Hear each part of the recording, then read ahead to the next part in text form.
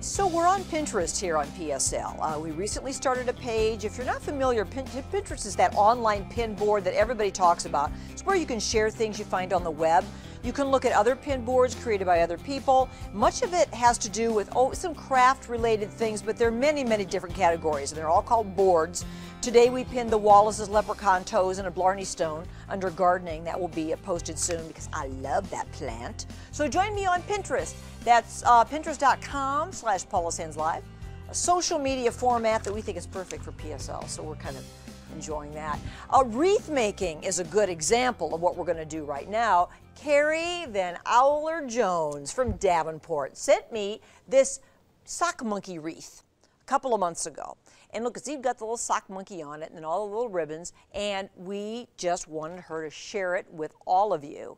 So Carrie makes a lot of different kind of wreaths. Here she is today. How long have you been doing ribbon wreaths? Oh, just about a year. Just a year? Yeah, for the ribbon wreaths, yeah. Well, I do other things, but the ribbon wreaths just about a year. You're a crafty gal, my dear. Let's look at some other ones because you really have some clever ones here. You do everything from sports themes to any theme. Any theme at all. Or occasion, yes. You know, I see the Hawkeyes there.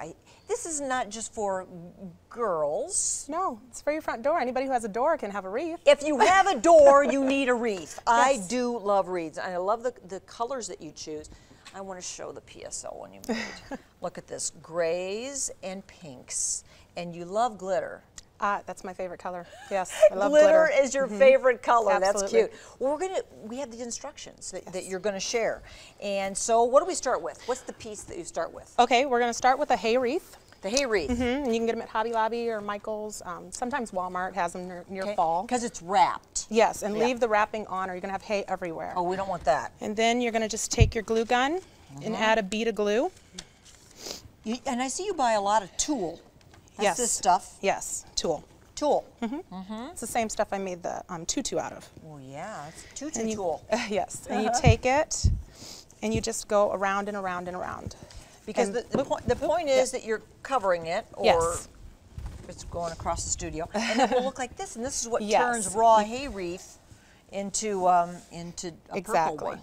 Then you add your little hanger, and you just tie a knot and slit it around. I like the idea of hanging it with this because that really adds a little pop of personality, doesn't it?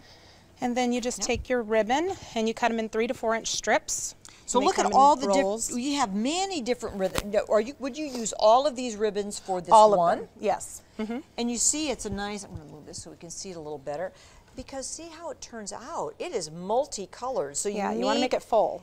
Full and different textures. Exactly. You have some with glitter, some with, some that are solid, some that different, and don't be afraid to mix the patterns. No, you can't make a mistake. I mean, if it doesn't look good, you can just take it back off, but usually it'll turn out fine. So how are you just looping that? What are you doing? You just loop it, just like that, circle it, and then you add your little push pins. Okay, so you just push it right in. So you need to buy your push pins, and you need to buy what you call gardening pins. Greening pins. Greening pins. Yes. Yeah, and if you get the greening pins, they're a little bit harder to push in, so you'll need a craft hammer, and you just hammer them in. But they do hold the bigger ones better than the push pins. Yeah, because they have that flat. Yeah, the flat surface in the middle. So you need these. You don't really need too many materials, except maybe, what's the most expensive part? Maybe the different ribbons? I don't know. The ribbon would be the most expensive part, yeah. All right. Yep, because you need about 10 to 12 rolls of ribbon for a large wreath. And then if you want to get cool ones like Carrie likes to use, then you got to go a little bit glittery. A little bit higher end. Yes. Where you can say the name of a store. What's your favorite place to buy ribbon? Favorite place is Hobby Lobby. Okay. They always have a big selection. So aren't these cool? They're really cool. Yeah. So where are we on this then?